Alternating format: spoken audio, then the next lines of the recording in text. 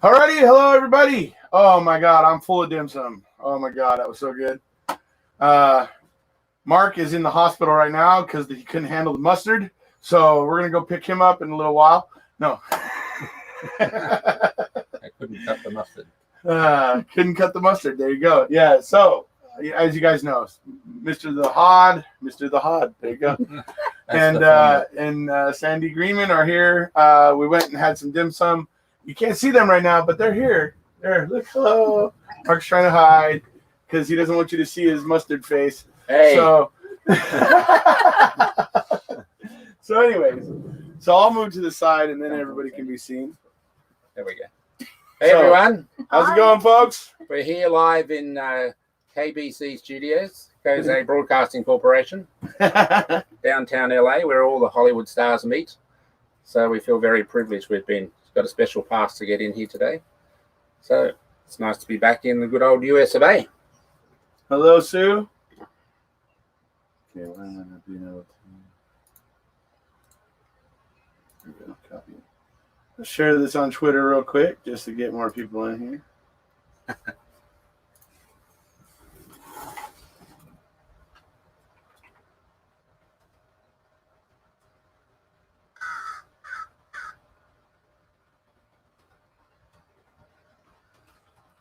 The fridge is awful, just Dr. Pepper. Yeah, the Dr. Pepper fridges. Hello, Jamie. Hello, be happy. Apparently, I can't type today. There we go. So I have footage of us eating dim sum, by the way. I'll be uploading later. That'll be exciting. So, hey, it was. You won't be able to go to bed until you've watched that, right? It was even amusing at certain points, especially when Mark couldn't handle the mustard. Oh, seriously. That was deathly. I paid a lot of money to come here just for that. Keep giving me a break.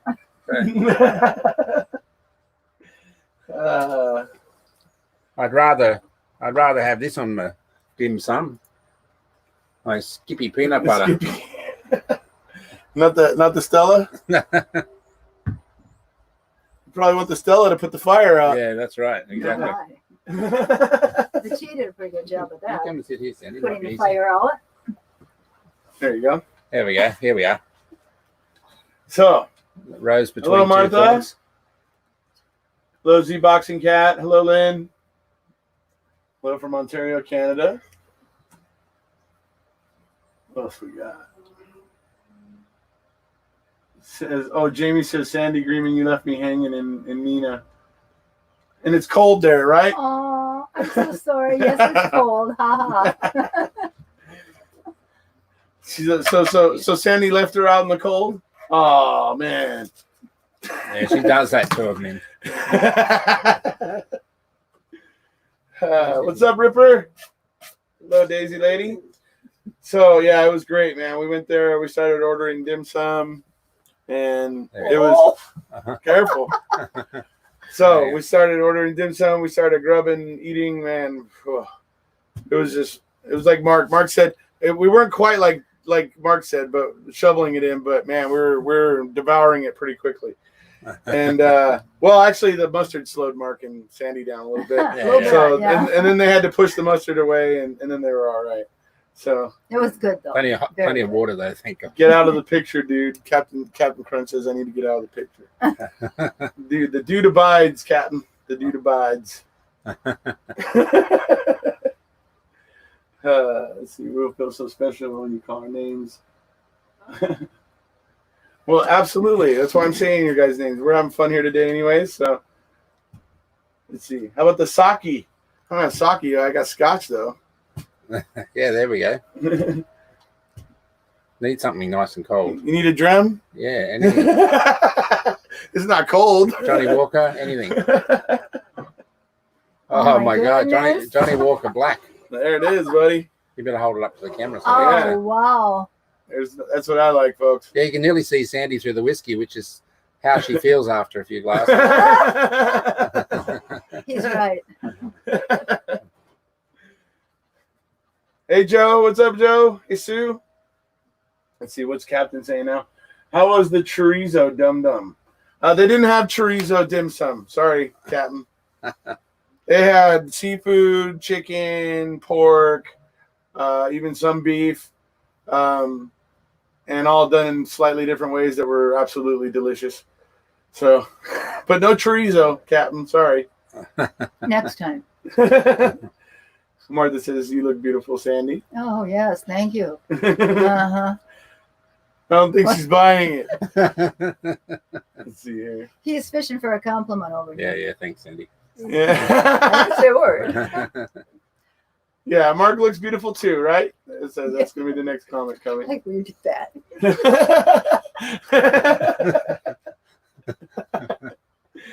So, yeah, we've been having fun today. We picked up, well, first of all, Mark and I went out to Dinah's for breakfast, and oh my God, those pancakes, man.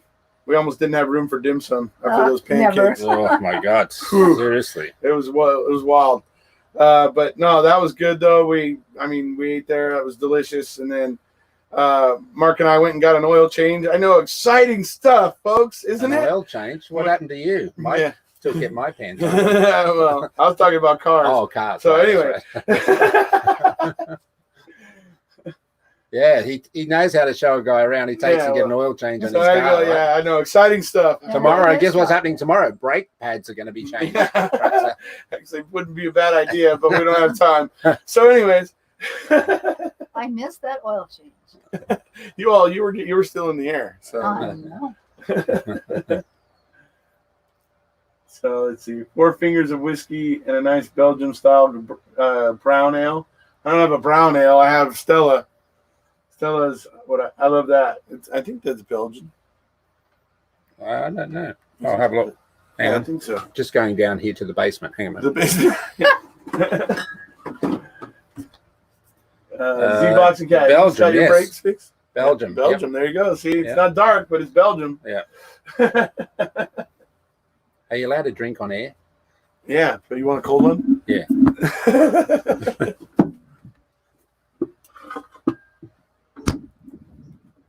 Let's see. Oh, here it is. Just for medicinal purposes. Yeah, medicinal. Uh-huh. I've been awake for nearly 36 hours. Like Granny on the Beverly Hillbillies with her rheumatism medicine. Yeah. Yeah, that's right. Yeah, that little pot, you know, she had that little jug, Yeah, yeah. Granny. Yeehaw! Yeah. Cheers, everyone. Martha cleaned her carpet. That sounds like fun stuff. Yeah. When is the lube job? The lube job. The lube job was this morning. Go synthetic. Yeah. Everybody's making the lube jokes now. Of course. Tell Sandy hello from Fort Smith, Arkansas, from Trav Hen. Hi. Fort Smith, Do we have an update on? Arkansas. Ah. Yeah. Y'all down there. in Y'all come back Arkansas. now, you're here. Yeah. So T1's asking, I'm gonna let you guys handle this one. T1's asking, do we have an update on Steven's health and spirits? Ma and Paul also, if available. Yeah, Yes. you can answer that, Sandy. I can. I think that Stephen is doing great. He really is. He's got issues like everybody does, but otherwise, he's doing good. His attitude is so much better now. Even though he's frustrated, you'd be too. It's awful. But he's still handling it so well. He's been in a really good mood the last, 3-4 weeks. He's been, even though he didn't feel good, he still felt, like he needed to be upbeat. So, yeah, he's doing well. And Ma and Pa are doing really well. Very well, as a matter of fact. That's good. Yeah, much better than Mama had some issues a few months ago, but they're much better now. My goodness, just talked to the family. Oh, yeah, and Years ago. that's a good point, actually. If you're ever wondering about their health, either ask this lady here, Sandra, or Carla, or direct family. They're the only people you should be getting your information from when it comes to the family members. Yeah. So there's a lot of scuttlebutt goes on Oh, social yes. media. There and was recently some, yeah. Oh. It's so- unkind and unfair. So Very much so. if you're not hearing it from Sandy or from the family direct, don't listen to it. Some people are out there just like they got that extra big spoon and they love to stir the pot. Yeah. Like Mr. Capaldi does, but Mr. Capaldi has, certain guidelines and scruples and principles. So he doesn't actually stir those pots. Anyways, but he stirs plenty of others. Anyways. So, Let's see what else we got He's here. all right. Everybody's very glad to hear that. Oh, me too. Let's see. Great to hear Sammy. I'm pleased to hear that. All the family's good. And T1 says, well said, the Hodd. Thank you. And Ripper's asking if someone said pot. I don't know, did someone say pot? No. No. I don't Say pot. recall. No. Yeah. Hey, by the way, I will be visiting Stephen in this trip I'm on.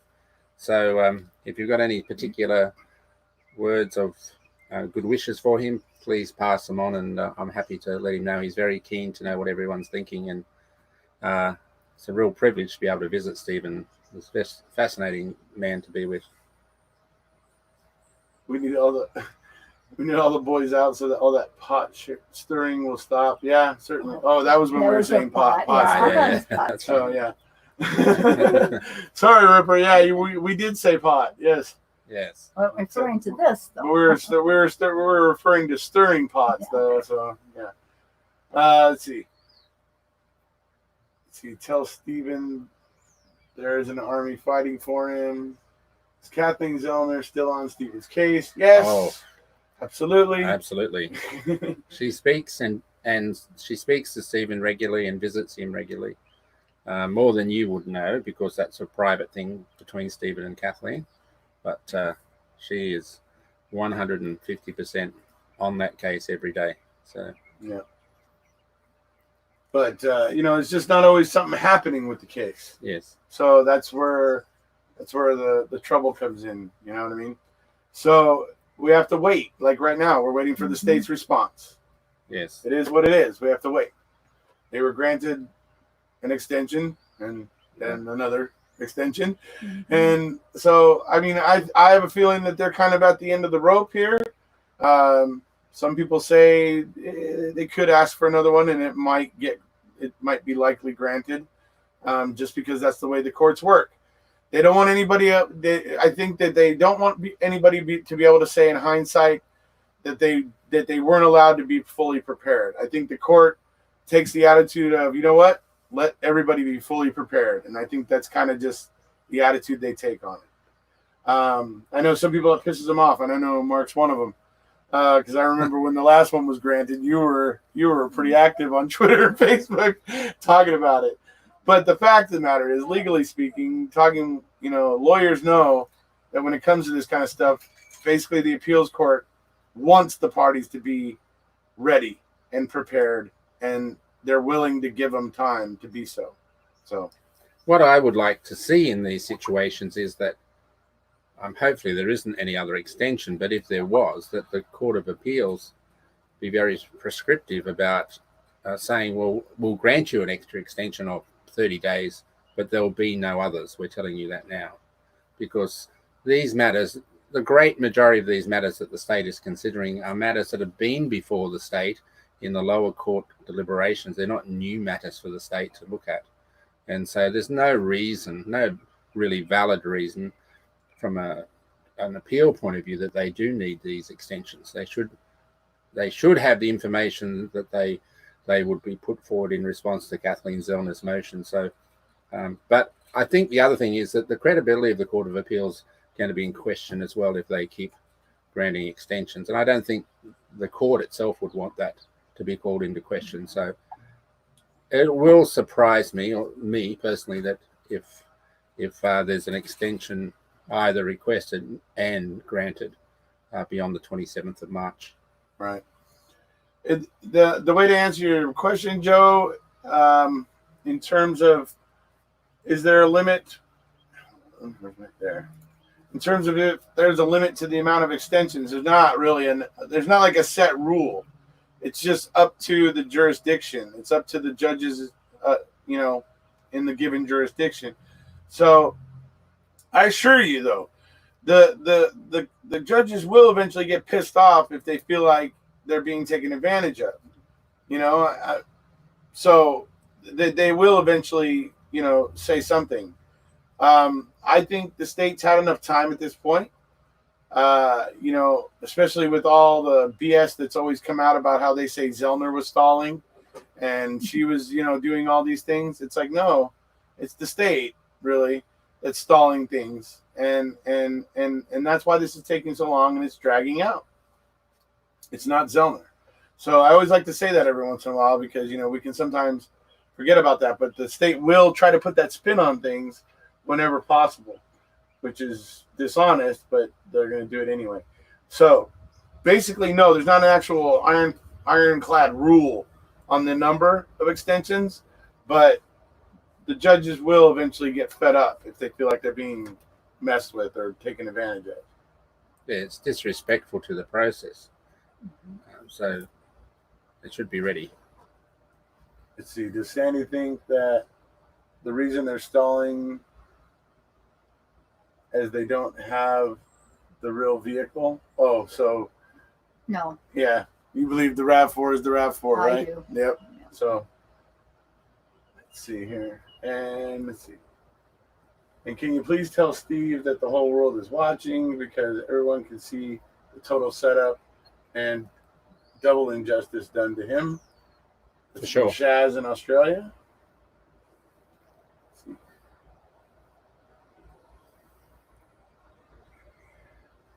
And they're talking County corruption is going to be blown wide open. Yeah. Yep. Hopefully, eventually, at some point, we're going to get there. Dr. Pepper, that's right. Let's see, hey, dude, pour Sandy a nice big glass of your fancy whiskey. Do you want my whiskey? Absolutely not. Okay. Mark? I've got my Stella. You got your Stella. You're good. Yeah. Okay. Also got a pet here, You've got a fly. I hope you named him. Well. Because he's Louis. running around. He's just not What's dead his yet. name? Louis. Louis? He's just not dead yet. That's Louis. Louis from LA. Oh, okay. Los Angeles Louis the Fly. See, there should be a set limit or a set number. Well, there's a lot of problems in our legal system, and I think that may be one of them, but I think EDPA's worse. Yes. It is. Let's see, a man's life has been spent behind bars. We sure wouldn't want to piss the judge off. Sarcasm. Well, but these three judges weren't connected. Well, actually, Mark Gundrum kind of was connected with the Stevens case. Actually, sort of, kind of, a little bit. Maybe not the case necessarily, Yeah, right. but he was bumping elbows with him just before this all went down. Yeah. When the Avery bill was put together. Yeah, right. So, let's see here. Which I want to see that name back on that bill. I think Steve needs his name back on there. It was the Avery bill. It should have stayed that way. Yeah, right. Surely they should be feeling that stalling by now since it's bounced back and forth and the lower court did nothing. Well, that's just it. They realize now, I think they're realizing now that there's a lot there. And the fact that Judge Sukowicz took so little time to deny over 1,000 pages and then took a bunch of time that she just took recently to deny, what was that one? I think probably, what was it, like 60 pages, I think, or 70 pages, the appeal? Yeah. I think it was like or whatever. I'm sorry, the thing for the bones or whatever, I think it was about 60 or 70 pages. And takes months to decide that one. It's like, I think even the appeals judges got to be looking at this right now going, yeah, okay, they're making a complete pig's ear out of this. Holy crud, I hope they are. The important thing to keep in mind, the precedence in law here is that if someone's making a post-conviction application, the information brought forward in that appeal is regarded or is meant to be regarded as correct unless it's constructed recklessly. And it's the post-conviction hearing that is designed to tease out the veracity of that information. So Kathleen Zellner's application for a post-conviction hearing is professionally and thoughtfully and in detail constructed. That of itself should grant the post-conviction hearing. And then, sure, the judge can then judge the veracity of it, under oath and under evidence, etc. Right. But the resistance even to give it a day in court is the troubling part. Yes, right. Right. So they're afraid for any light to be shown on it, right? Yes. Just like, when we were at Raleigh last year, there was the the statement that was sent over from Jerry Buting, where he referred to the agents of Manitowoc and Calumet and all the are like vampires. They're hiding from the light. They don't want the light to be shown on, this kind of stuff. So, and I thought that was an apt, analogy to say vampire. So, number one, thank you very much, Chase. That's very kind of you. Thank you so much. And Chase has a couple questions here. So, number one, has Sandy ever had any doubt about Stephen's innocence? Absolutely not. From day one. What about when the press conference came out? Oh, well, okay. That was maybe she had a slight tremor. 30 seconds. I would say maybe 30 seconds. Right. When I heard Kratzy, just because it hit you, talk to the public with that press conference and saying what a horrible thing had happened that Stephen had done and also. Right. And I thought just for maybe 30 seconds, oh no, have I been wrong? That didn't last more than 30 seconds because I knew, and anyone that knows Stephen can sit in front of him and look at his eyes will know he's not guilty. Right. And besides, he hates the sight of blood. So he didn't do any throat cutting. Just throw that in there. And certainly, apparently, Brendan faints at the sight of blood. Yeah, so, see? So once again, double whammy problem there. No. So, and then number two, is the state, if the state is hiding the RAV4 from KZ because they know it's the key to freeing Stephen? Thanks, much love from Texas. I think I think they are afraid for Kathleen Zellner to get her hands on the RAV4. I certainly think that is a safe bet. Personally, I think they're afraid for her. Well, because look at what she's going to do, folks. She's already blown the hood latch out of the water. So what's she going to do next? She's going to swab the battery cables and the hood prop and the place where you would touch the hood when you're opening it and the hood release and all those other things. And examine the damage to the light. Yes. That's a really big issue. She's demonstrated it with her own vehicle, but she can look at the actual vehicle, this issue about the fingers not being capable of touching that spot where the squiggle is. Absolutely. Yeah. Yeah. All of those. And there are allegedly, not allegedly, there are unidentified fingerprints taken from the RAV. Yes. That were never identified or matched to anybody. Right. Yeah. So they're all things that the RAV would really tell us a lot about. This is the all-time most stupidest case. Yeah. Talking about what Zellner said. This case is so simple to realize. Stephen and Brendan are innocent. Let's see here. Erekose, I can't even think that 30 seconds he is as innocent as a murderer as they come. Well, I could tell you if I had been in Wisconsin and thought Stephen was innocent, I could tell you that press conference might have shook my confidence in my opinion for a second, at least. I mean, it would have been shocking to hear all those things being offered as truth. You know what I mean? It would have been a little shocking. I, being me, would have seen through it eventually, of course, and everything. But yeah, I can imagine it was shocking at the time, and I think it was probably more what was shocking about it was wondering could it be true, or that kind of thing. But eventually, those people that know the case know it can't be. I mean, it just can't. There's no way. It really undermines your trust. You want to trust people in authority. It's a fundamental kind of thing. These are elected officials that you think are there to protect you. And when Ken Kratz openly lied and made up fantasy stories about what went on, then you go to the credibility of anything that you're told. And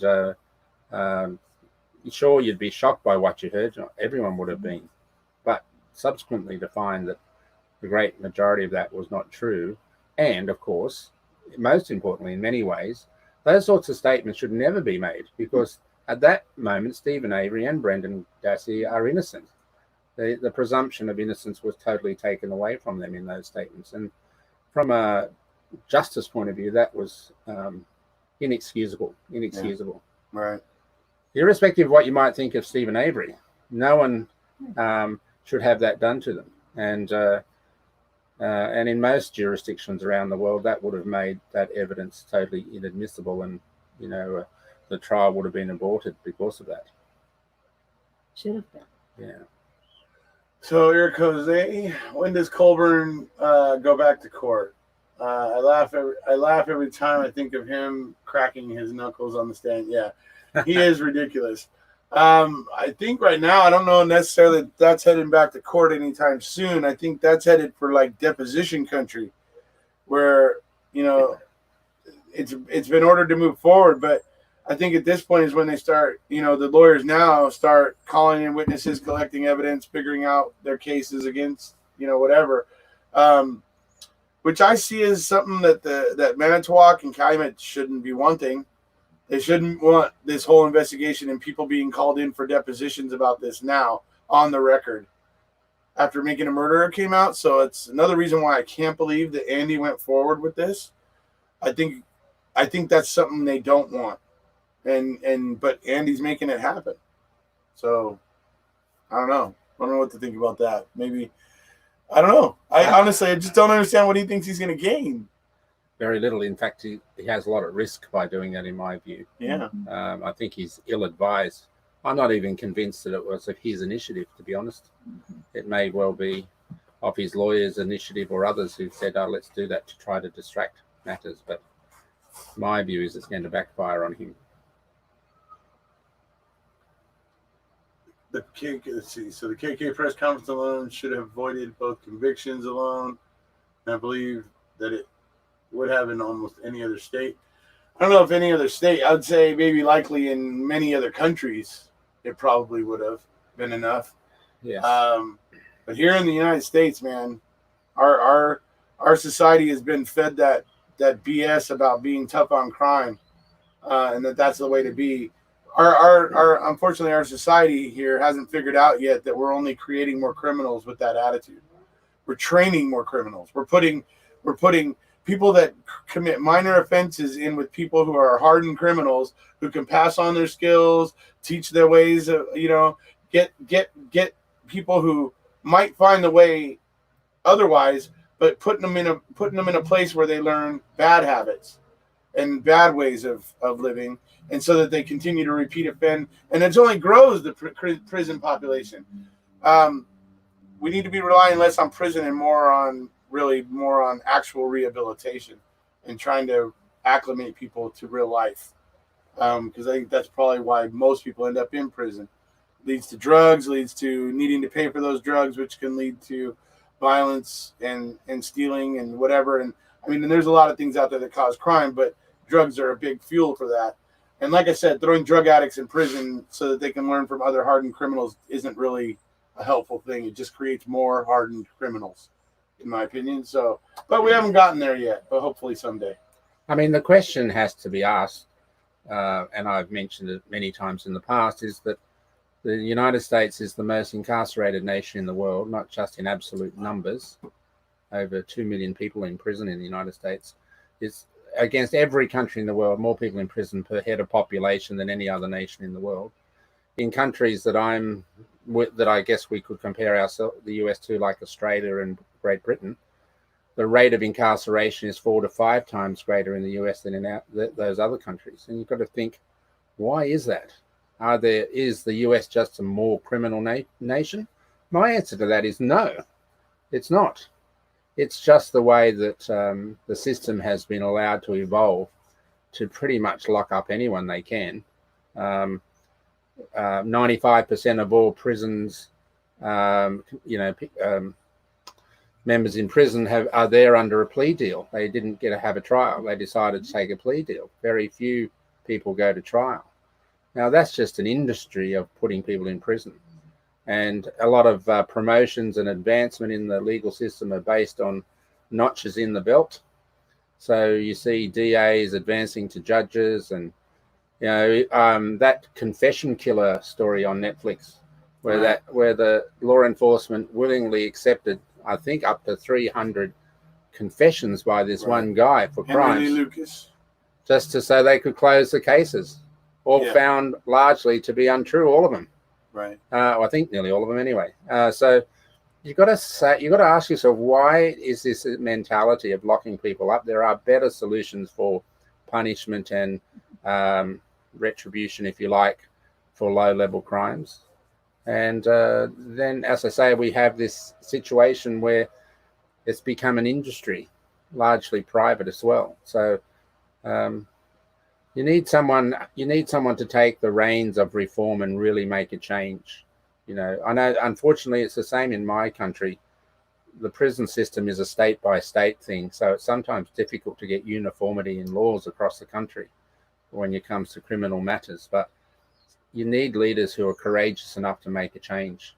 And if the US is happy with the current system, that's a sad day. It needs changing. It needs reform. It needs evolving into something that everyone can feel comfortable with from a equity and social justice point of view, but also safe in terms of appropriately punishing those that are a danger to society, but not going hard on those that have just made an error in their life.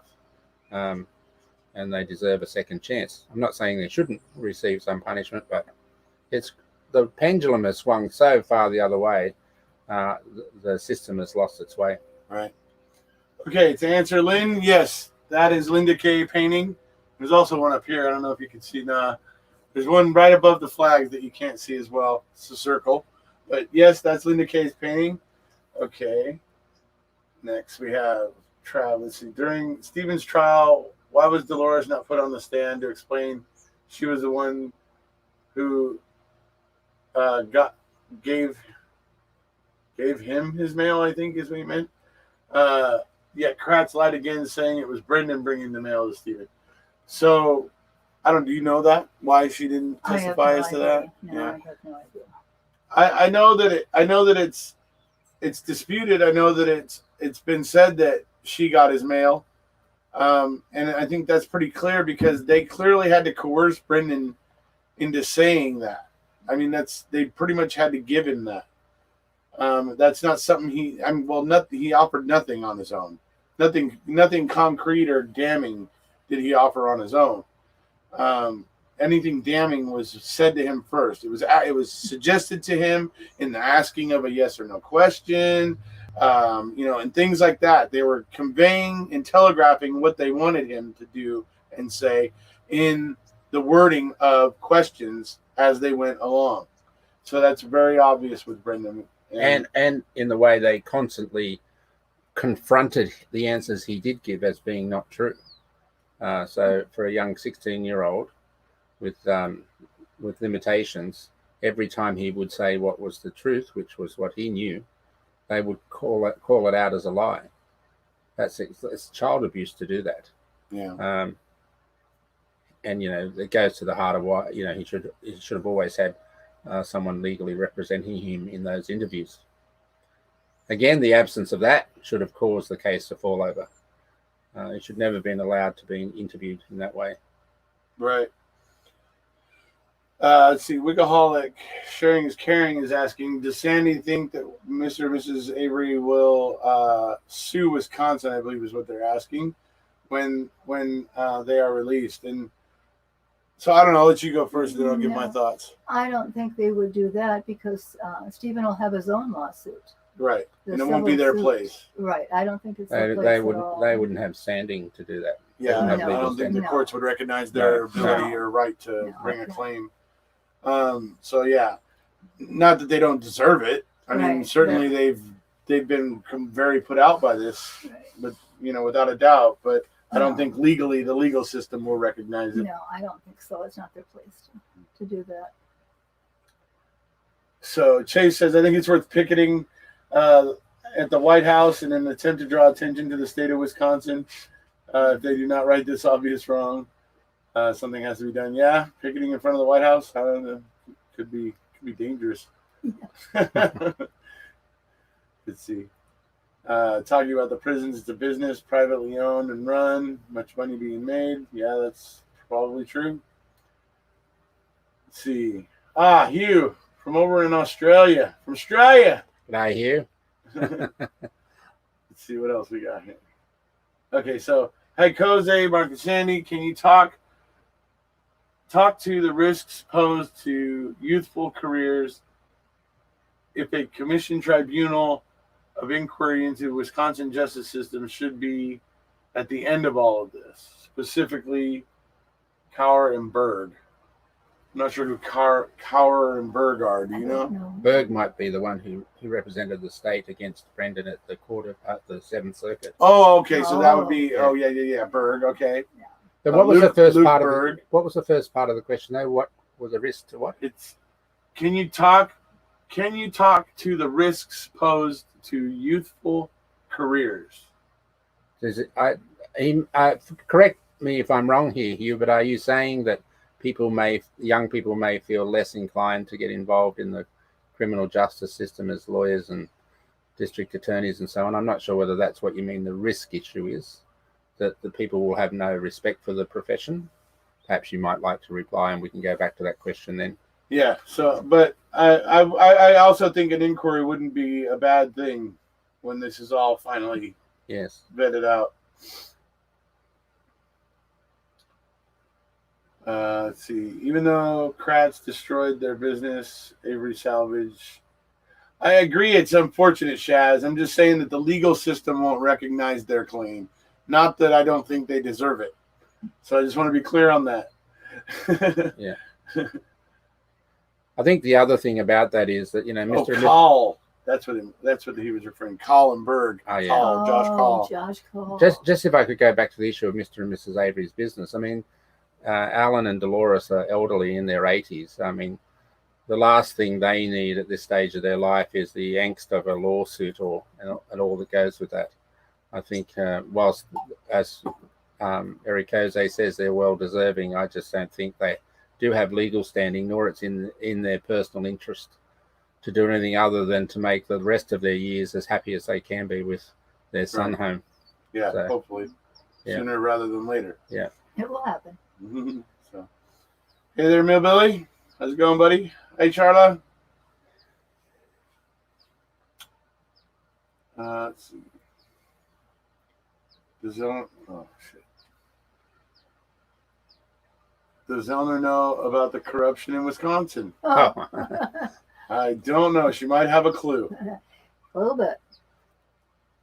The feds would have to be turned on to Wisconsin, and they won't do it based on one case or even a couple.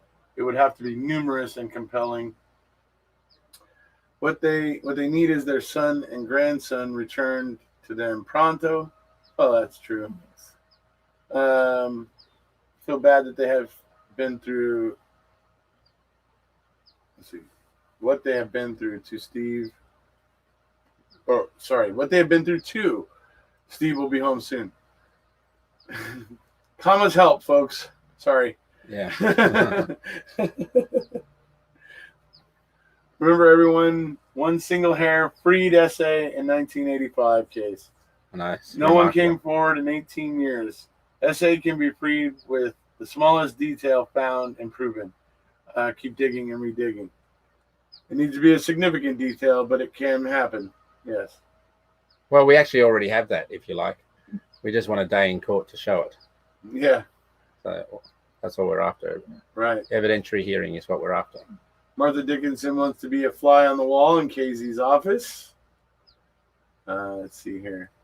Curious to know, does Bobby visit his grandmother and grandfather, Mama and Papa Avery? Not that I know. No, I don't know. I don't know. Let's see. Sandy, did Stephen want to take the $400,000, or was he convinced by lawyers to take it and drop the civil suit? He was convinced by his two attorneys, Walter Kelly and Stephen Glenn. To just take it? Right. Just to take it would give them each $100,000.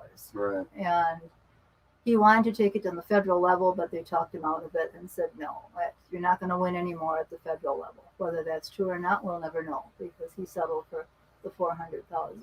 And he wanted to have more than a public defender. Yes, he did. Right. Yes, he did.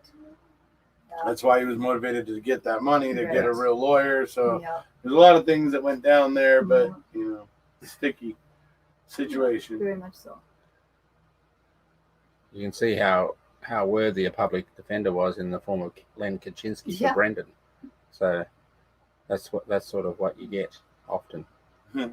Sheila Marie, you do hear birds chirping because I have my studio door open, and You may even hear the truth train at some point. So, Are the dogs barking? the dogs are in the house. Oh, Who let the dogs out? yeah, you Ooh, did. let the dogs out. Woof, woof. I'm gonna go out on a limb and say they will leave Wisconsin. I don't know. Is Steve gonna leave Wisconsin if he gets out? I don't think so. He should. I don't think Hard to say. I think his primary goal will be to look after his mum and dad. so. Yeah. So Yeah. so where they are is where Stephen will be. That's, I guess, the best answer you can give. So whose idea was it to go after Ellie as a defense? Who? Ellie? So Ellie is law enforcement. Oh, Ellie. Ellie. Law enforcement. And I think that was mainly Stephen, because you hear Dean and Jerry talking about in Making a Murderer. Yeah. That's not a defense you want to do. So trust me, they had to have been kind of Convinced. convinced by Stephen that that's the way to go. And I think in Making a Murderer, Jerry Buting and Dean Strang both said that the evidence pointed that way. They admitted that Stephen Eventually they felt that way, so that's why they were able to get on board with it. Yeah. So, but yeah, they did say that, that's not, no lawyer walks into a case thinking, I want to accuse law enforcement of wrongdoing. Yeah. That's not something lawyers want to do. But just go to, for those of you who haven't watched the Ryan Ferguson documentary called Silent Killer. Yeah, Silent Killer, of which Kathleen Zellner is the post-conviction lawyer. Dream Killer. Dream Sorry. Oh, sorry, Killer. Dream I was gonna Killer, say, that's what's it. wrong with that? Dream Killer. Dream Killer, yeah. So watch that. It only goes for an hour and 40 minutes, and then you'll see a classic evidence, one of law enforcement, in this case the district attorney and others, deliberately lying in a court of law.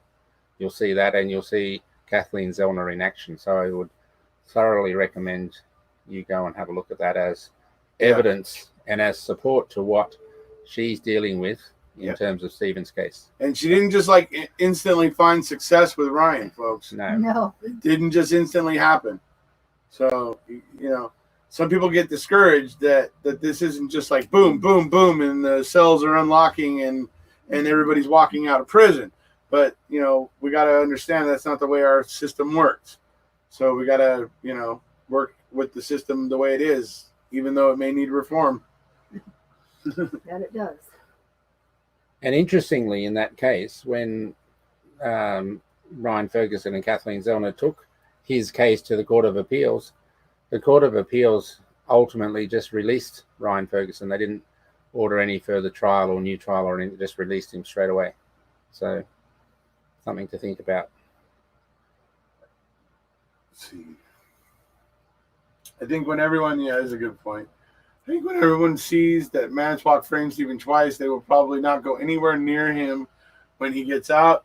And I think there may be something to that, because all eyes will be on Stephen if this ends up being a, double embarrassment for Manitowoc. And now it's even going to be spilling over into Calumet and, numerous other agencies that were involved with this, investigation.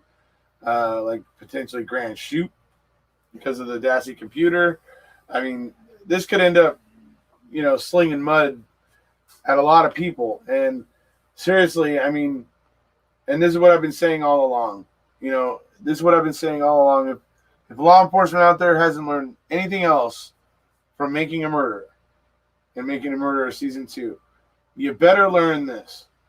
If you're going to go after a man that you have wrongfully convicted once already, you better better be fucking sure of what you're doing. And you better be running a good investigation. You better be running a proper investigation. You're going to want to follow SOP. You're going to want to follow the procedures that are there instead of looking like your cowboy and everything. Okay?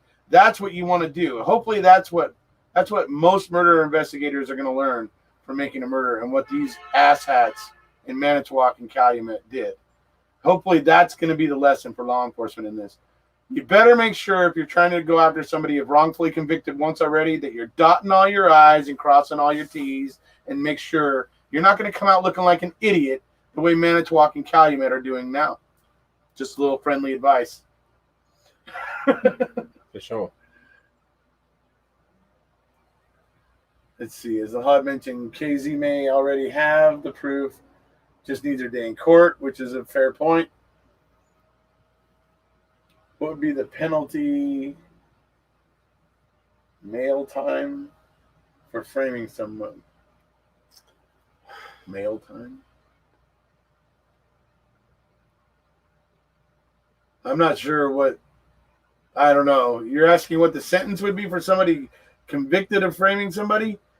It's hard to say because cops and prosecutors and everybody have immunity, so they don't usually end up doing any time, actually. So they have immunity from negligence and incompetence and bad activity, but if there's culpability and criminal intent, that immunity doesn't stand up. So if it can be proved beyond a reasonable doubt that anyone had a deliberate intent and were engaged in actions such as we suggest have done in this case, and it can be shown to be so, well then they'll be treated in a criminal way just like anyone else who did that, and could face prison time. But just for being, smart ass or being, incompetent or being reckless, they have that immunity, which that's a whole other discussion on its own, which would be part of any reform or should be part of any reform that might come out of the Avery Dassey cases. I mean, if you think about it, why should a district attorney be any less liable for their professional behavior than any other professional? And especially when they have lives in their hands, right? They shouldn't be immune to anything. And if they're incompetent, do a bad job, they have insurance for that. Like I do in my job, I have insurance. I'm obliged to have insurance, not just that I have it. In order to practice, I must have that insurance. But if I do something that is willful and designed to cause harm, my insurance doesn't cover me, and that's fair enough, in my view. And this immunity that prosecutors and others have, that has to be taken away, where the actions can be shown to be willful and designed with ill intent. Right. This is one of the things that Stephen wants to happen. When he finally gets out, he's always told me this is what he wanted to work toward, that this doesn't happen to someone else. And one of the things, a part of that, is that taking this immunity away from these people. Right. Because it should never be. Tom Fallon has done the next best thing to jump ship. He disappeared, i.e. he disappeared. Yeah, sabbatical. Yeah. We were having a little fun talking about that today, too.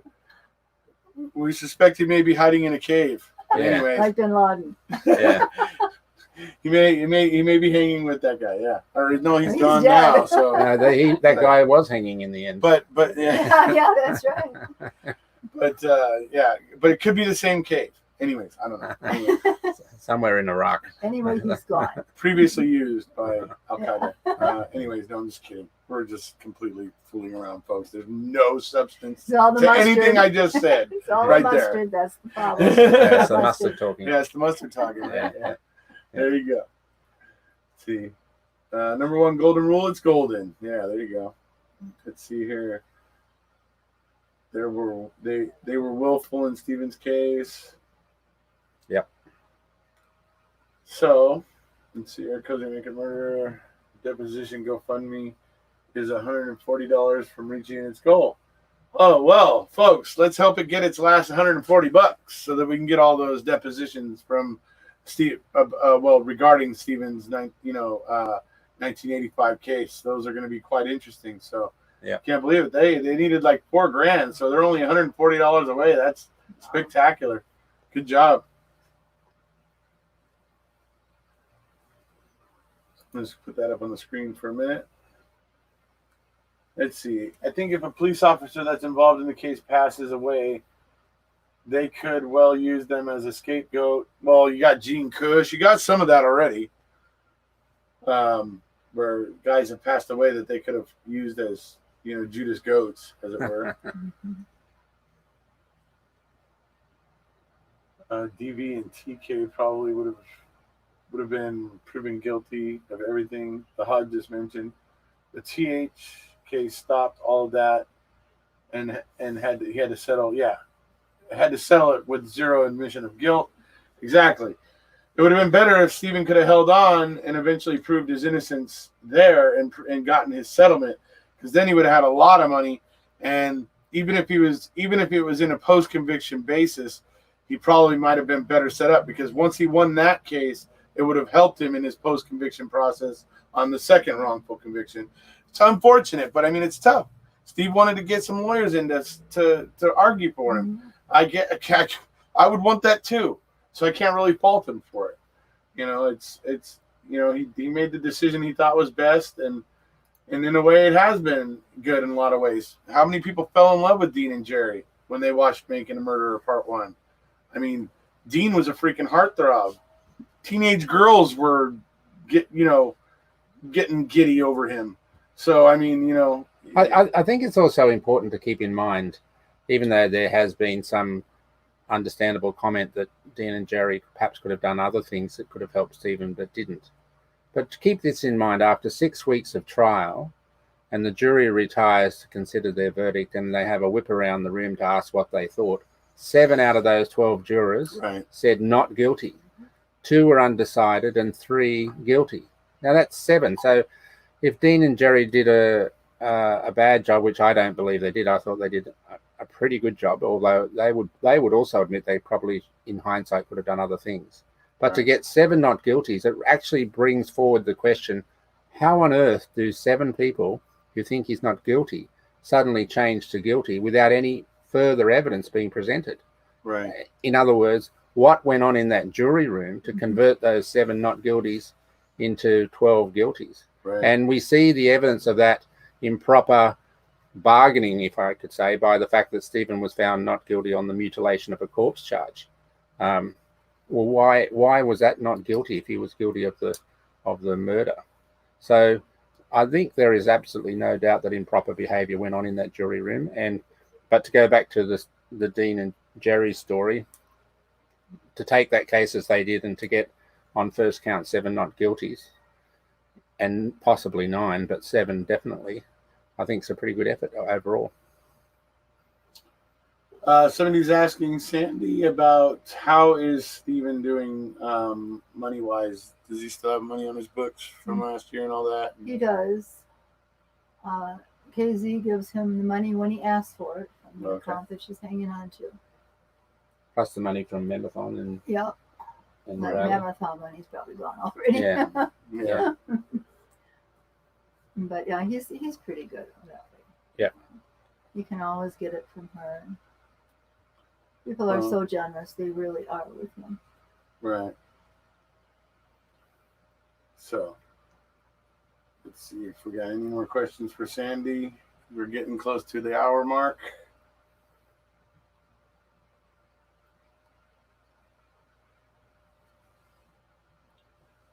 Pixel Punisher says she thinks they were good attorneys. So do I. I do too. But Stephen's case just needed someone like Zellner. Needs someone that's ready to battle. That could be true. But I think Dean and Jerry did a good job because, listen, if Dean and Jerry hadn't been such good lawyers, that people hadn't ended up liking them so much after watching Making a Murderer, there might not have been all this attention for Stephen and Brennan. I mean, Dean and Jerry were a big part of winning people over too in Making a Murderer 1. I remember how much I was impressed with them after watching Making a Murderer 1 4 years ago. You know what I mean? Yeah. So, I think also, in hindsight, everyone, including themselves, as I said, would think, there are probably some things we could have done better. But I don't think that in any way changed the intent and the enthusiasm they had for a cause for Stephen. And I think, and a lot of the things that we know went wrong in that case, not of their fault, but of the other side, you could directly relate to Brady violations, the withholding of evidence. Had that evidence been in Dean and Jerry's hands, that could have changed the whole flavour of the outcome. Bear in mind, the jury, I think, deliberated for 3 days. That's a long time to deliberate, starting off with 7 not guilties. So, I think overall they did a good job. Okay, last question from Joe Burns. We'll have to let Sandy answer this one if she knows. But I believe it's still going to them. Does Steven's parents still get the money from the salvage or at the salvage yard from the proceeds from the Avery merchandise? That goes to the yard. Yeah. So they still getting some of that? Yeah. They're still so okay. So Mhm. yep, that's still happening, Joe. Yeah. All right. Any other questions for Sandy while she's here, folks? We're getting ready to shut her down. So and folks, let me just explain my philosophy here one more time. I like to keep the lives or whatever to around an hour as best as possible. Obviously, we go over a little bit more with mill building stuff because that's some very involved stuff, and I don't want to interrupt it too soon. So we end up going usually sometimes an hour and a half on those. But generally, I like to keep things between 45 minutes and an hour. And the reason why is because I want more people to feel inclined to watch it after it airs. And if it says 2 hours, 4 hours, whatever, a long time, they feel like I don't have that kind of time to invest.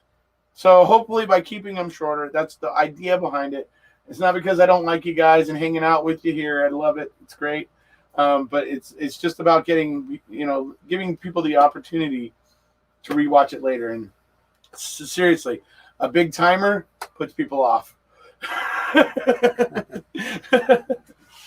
Especially when Paul Capaldi's on.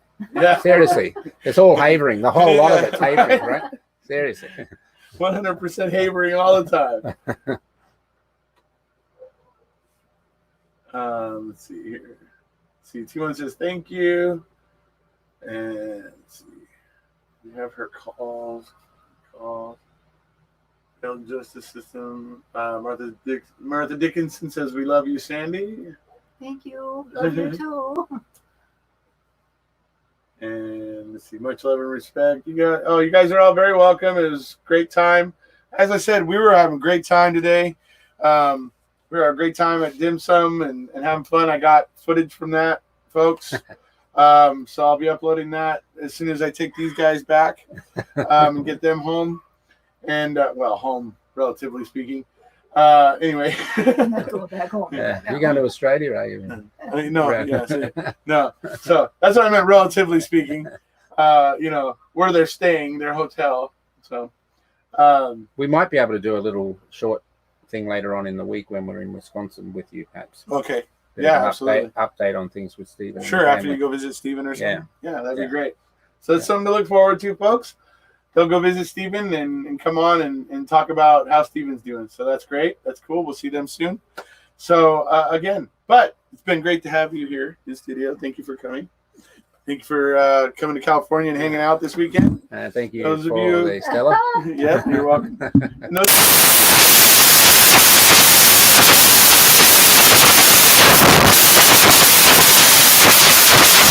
So we'll be uploading that to Twitter here in a minute.